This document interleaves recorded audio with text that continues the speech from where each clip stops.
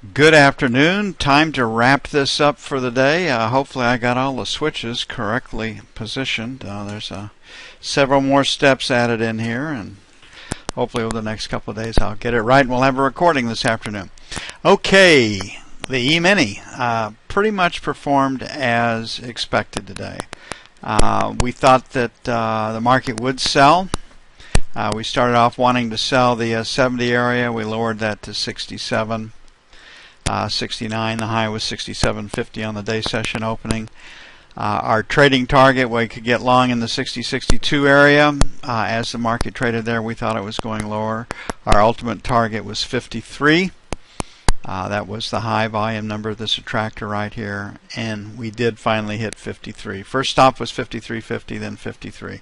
Once again proving the theory. So the idea was correct to be a seller, and the levels worked as advertised too. So we had a good day trading the E-mini. Right now, if we're to close right here, the market is pointed lower. We want to sell in the first rally, the first bit of strength, and see if we could extend the range, take out the 1950, 1953 area. And if we could, that would open us up maybe for a test of this 35, 37 area. So got some volume at 50, which is the new attractor. We break that, then we got a shot at our 35, 37, and maybe ultimately the 1925 area. Bull markets, sell-offs are limited to 50 to 70 points. And you can see with the high that we have right here in the 80 area, that the 1915 to 1925 area is a pretty good trading target. So a 1925 puts would work. Okay, is this idea that it presents itself on F1 also the picture we get off of F2? And it is. We're dealing with a fairly strong B. It is matched. Time and volume. If we don't trade above 59 and we start lower, we can actually move the point of control down to 56, which would make it a not so weak B. So here we are looking at a pretty strong B as it stands right now, matched, and the idea will be to find a place to sell it. So we started off with resistance at 70.72. We moved it to 67.69. Then we lowered it to 60.62, and now it happens to be at the 60 area, 62. So as long as this market stays below 62, it can sell. Definitely a B. So our first sell zone, it's aggressive as can be on the assumption that we close the market in this 57.25 area, is going to be to sell 60 plus or minus, and then we're back up to our 64.66, which is where the sell set up pretty nicely this morning. On the buy side, I think we're headed for stops below 1950.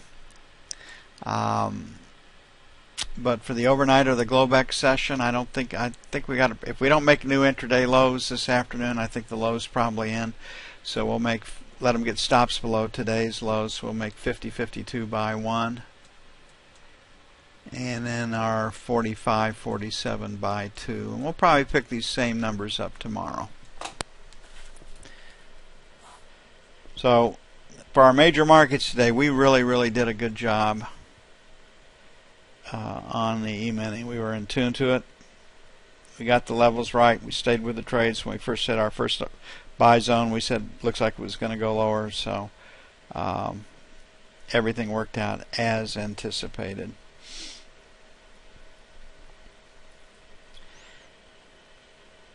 Okay, yesterday we didn't do it, but I didn't see the long in the note. Our levels actually worked out. They gave us enough room where it wasn't a total embarrassment. And with the adjustments we made on the fly, getting long worked out pretty good. on the second test, but it was a very, very quiet day. We were dealing mostly with 430 seconds, just not a hell of a lot to work with. Well, today we came in wanting to be buyers. We wanted to buy the 13 to 17 area, and right before the day session opened, the low was 16.5. So you could have been long at 17 to 18. The market subsequently traded up to 24.28, so it's really, really a nice trade for us now. This 28 to, you can see structurally right here up to 25.12. Pretty good resistance in this area. So take your pick where you think resistance is. The structure supports higher prices tomorrow.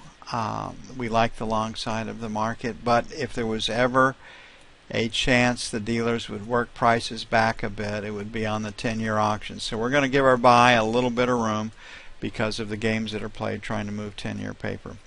But off of this particular screen, you are a buyer.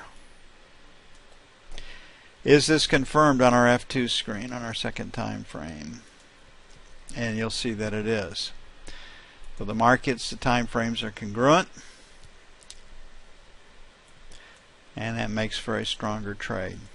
Okay, the pattern on auctions has been 3 higher prices on auctions.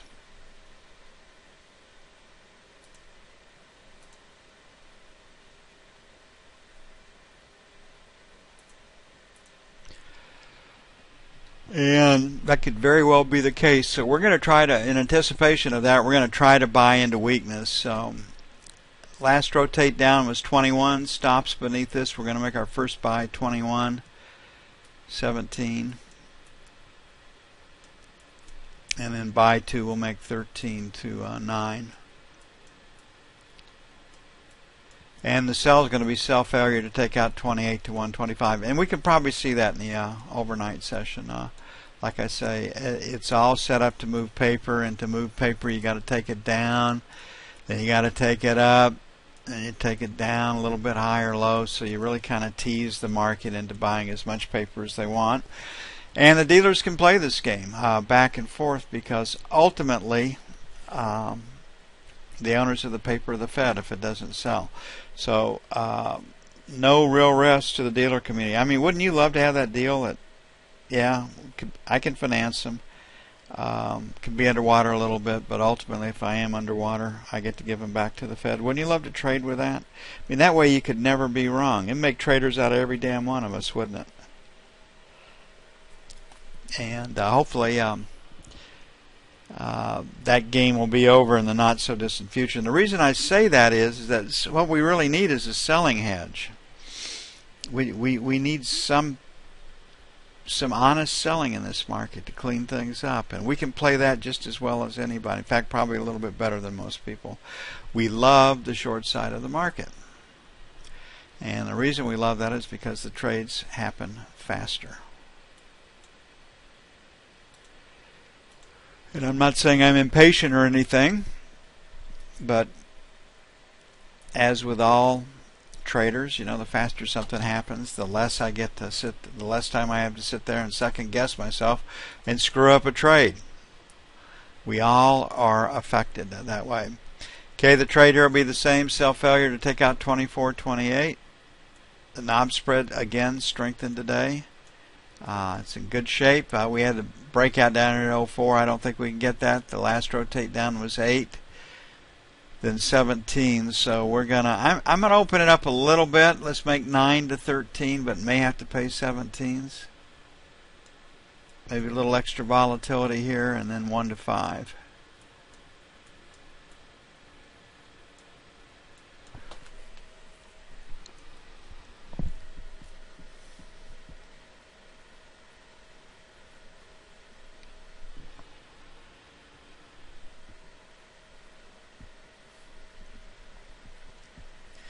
Okay, looking at gold, gold was one of our best trades today, and our sell number 1 point where we wanted to get shorts held at 25 plus or minus.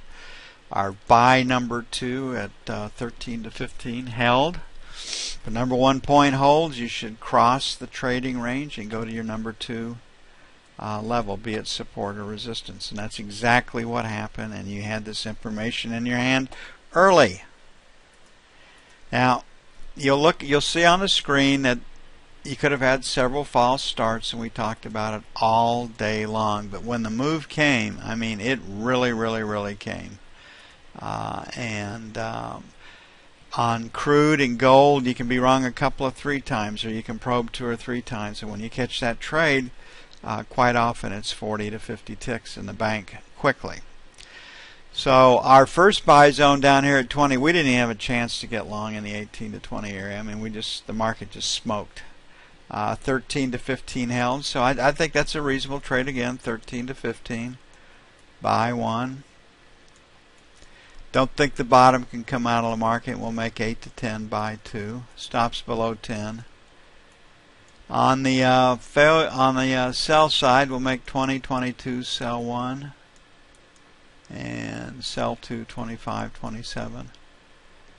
I think with all the political and banking unrest going on around the world, all the currency devaluation, what new form of suicide will the national banks start, albeit a slow suicide, will keep gold well supported.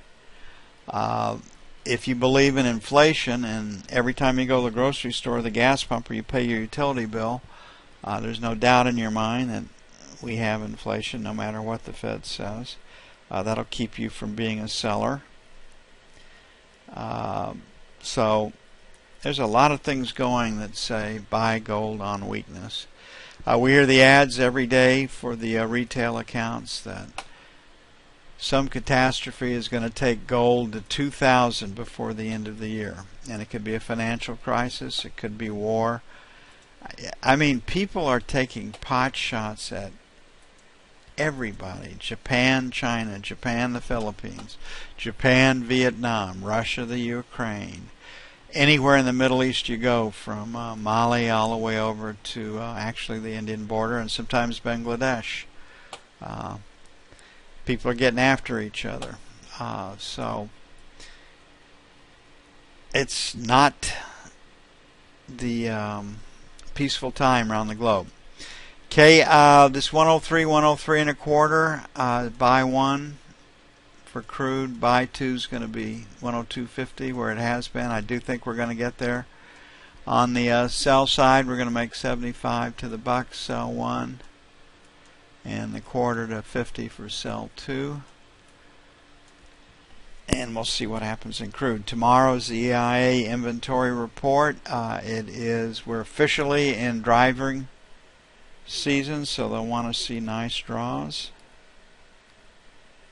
If they don't get it, they'll be disappointed.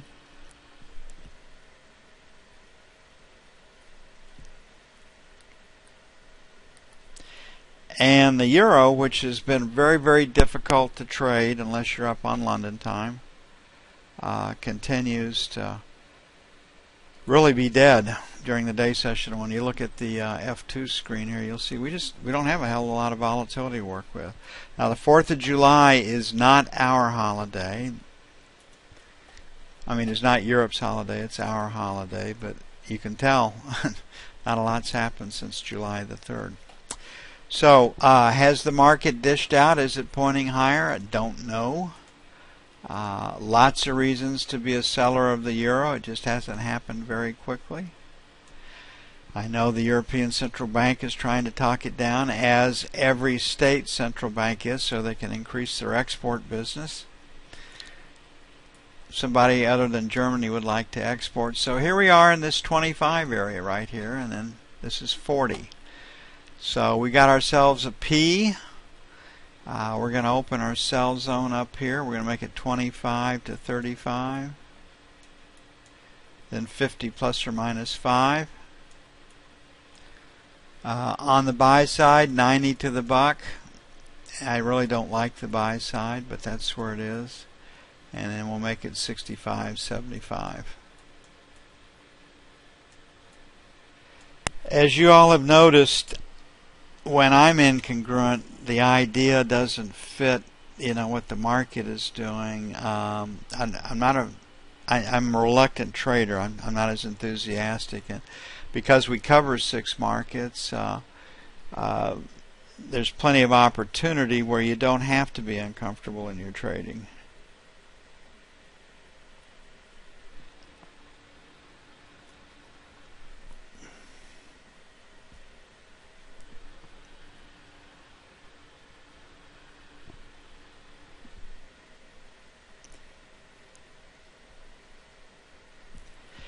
That's all I have for July the 8th, 2014. I'm going to go start the recording process, and hopefully I got all the switches done.